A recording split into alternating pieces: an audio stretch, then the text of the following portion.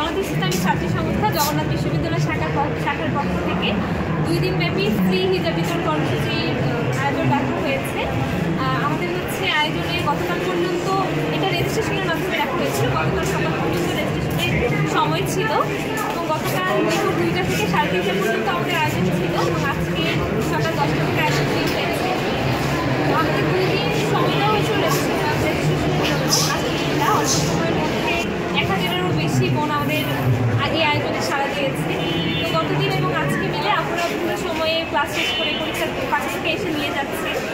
আর আমাদের আসলে এই ফ্রি হিজাব বিতরণ কর্মসূচির মূল উদ্দেশ্যই হচ্ছে এটা যে হিজাব হচ্ছে একজন নারীর সৌন্দর্য এবং স্বাধীনতার প্রতীক।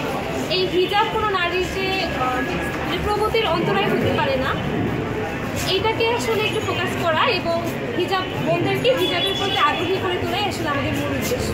বোনরা যাতে হিজাবের প্রতি কোনো যে খারাপ যে ধারণাগুলো আমরা দেখেছি জুলাইয়ের আগে ছিল, জুলাইয়ের পরে যদিও কিছুটা কমেছে, তো এখনও পর্যন্ত বোনদের মধ্যে কিন্তু এই বিষয়গুলো নিয়ে এবং অনেকের মধ্যে এই বিষয়গুলো নিয়ে খারাপ ধারণা আছে আমরা দেখছি।